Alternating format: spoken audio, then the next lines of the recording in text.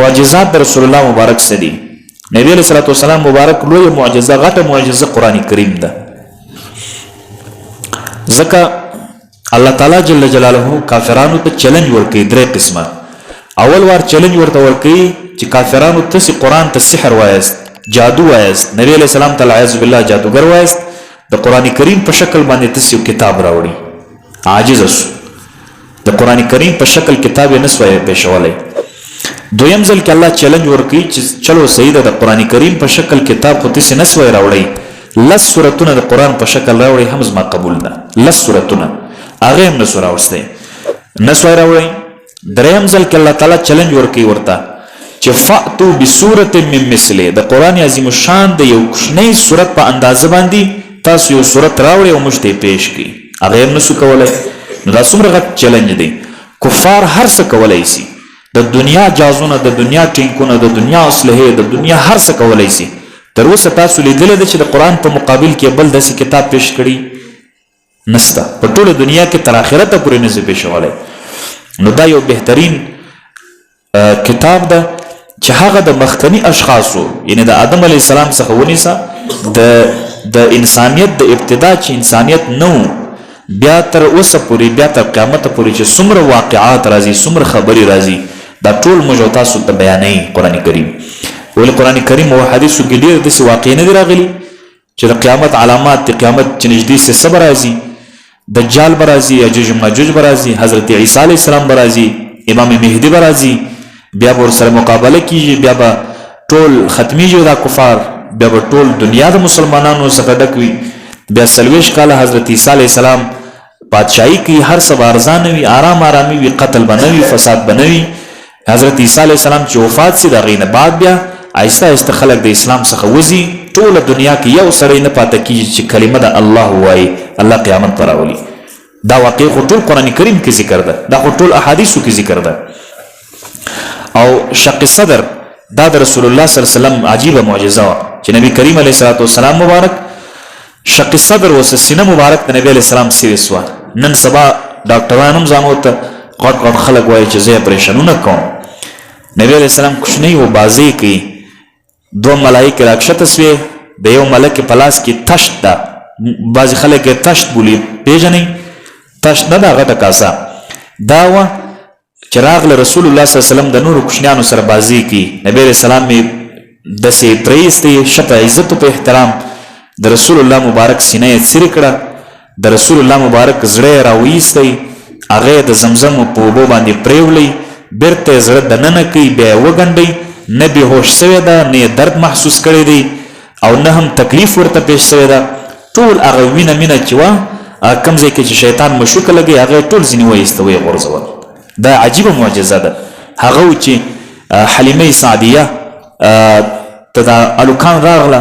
وایي دا تا چې کوم زوی نیولی ده د اسمان څخه 2 کسان راله، د یې ونیول، پرېیستل، سینه یې ورته څیرې کړه، زړه یې راویستی. هغه هم وډېرېده چې دا د بل زوی دی، ما را روان کړې ده، دلته یې تربیت ورکوم. داسې نه خدا نخواسته یې واقع پیش نه سي، بیا خپل مور ته وسپارل. دا یو عجیبه معجزه ده رسول الله صلی الله علیه وسلم. بله معجزه ده نبی علیه السلام معراج او اسراء او بیت المقدس چې نبی علیه السلام مبارک څومره په عجیب انداز کې تللی ده.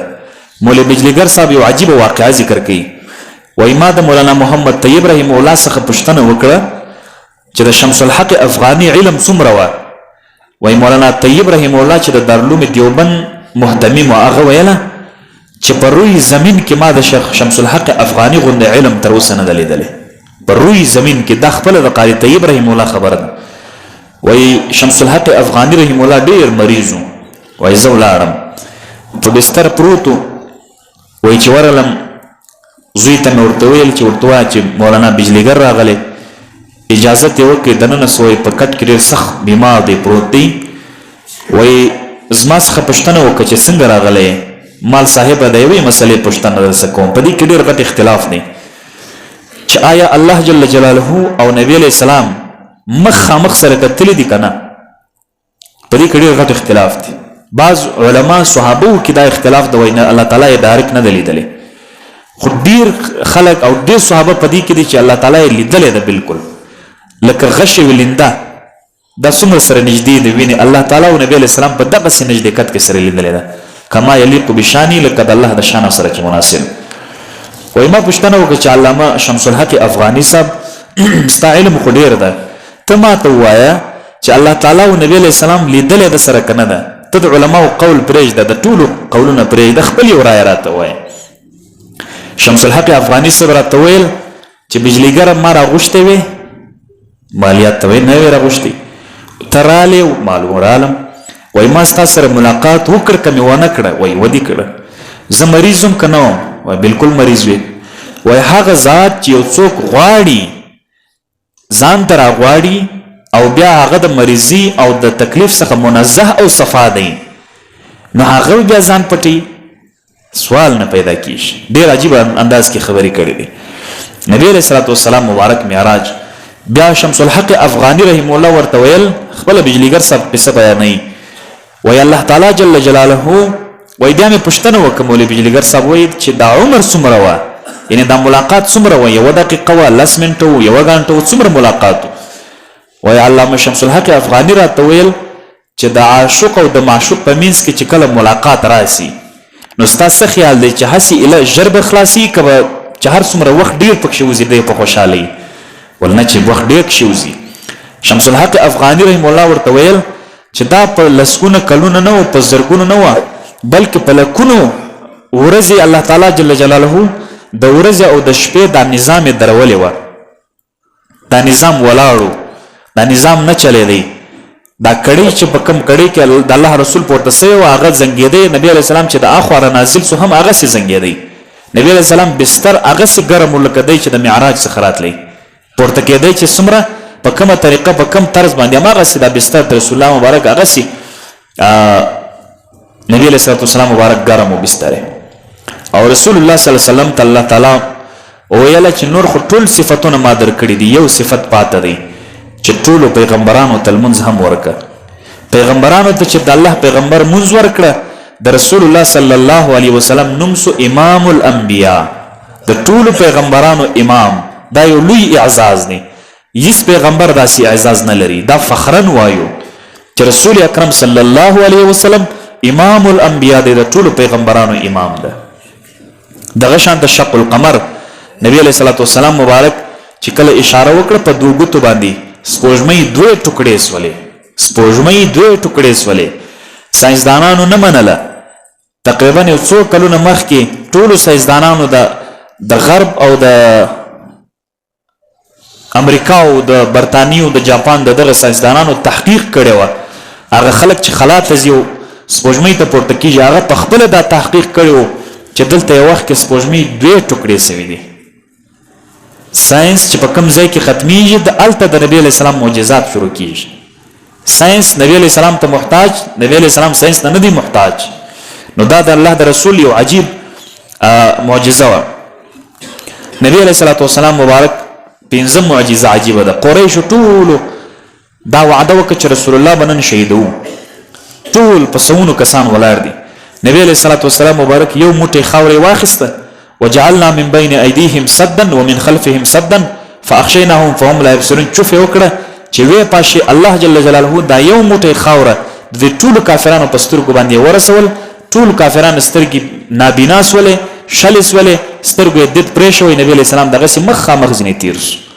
دا د الله د رسول صلی الله علیه وسلم معجزه وه او دغه شانته د نبی کریم علیه السلام مبارک بله معجزه د جنگ حنین وه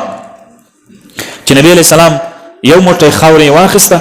د دشمنانو طرف ته چې وغورځاوه ټول دشمنان شکست وخوړه او چې کله نبی علیه السلام هجرت وکړه د مدینې منورې څخه کافران په غار حرا کې ورپسې راغی خو هغه پل والا ورپسې و که نه پلونه چې بیوله